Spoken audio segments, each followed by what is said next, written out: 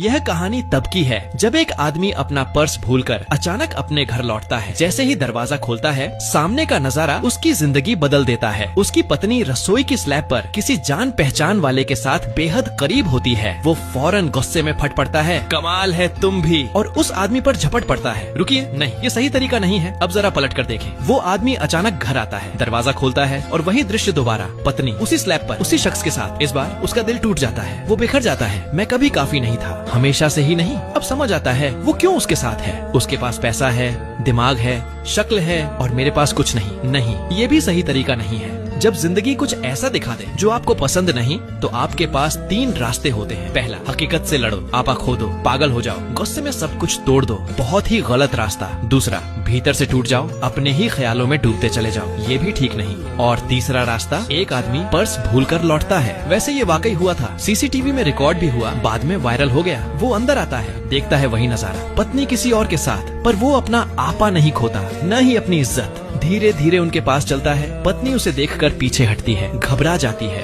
वो शख्स भी सहम जाता है। वो दोनों को एक एक बार देखता है, पहले पत्नी को, फिर उसे। शांति से अपना पर्स उठाता है और मुड़कर चल देता है। पत्नी उसके पैरों में गिर जाती है, माफ कर दो, प्लीज माफ कर दो। वो धीरे से उसके हाथ हटा देता है। वो अब भी घुटनों पर है, उसकी टांगों से लिपटी हुई। फिर वो उस शख्स से हाथ मिलाता है। अब वो रिश्तेदार था या नहीं, कहना मुश्किल है, पर कहानी में थोड़ा रंग आ जाता है। वो आदमी भी असहज होकर हाथ मिलाता है, और फिर वो आदमी बिल्कुल शांत दरवाजा बंद करके चला जाता है। हाँ, उसे तकलीफ हुई। वो इस रिश्ते को लेकर बहुत उम्मीदों में था। उसे लगा था कि उनके बीच कुछ खास है, एक साथ भविष्य की कल्पना की थी। पर जिंदगी ने जो दिखाया वो सच्चाई थी, और किसी अजीब से तरीके से वो शुक्रगुजार था कि ये अभी पता चला, बाद में नहीं। क्योंकि उसका एक नियम है, हकीकत को हमेशा स्वीकार करो, उसे नकारो मत, उससे लड़ो मत।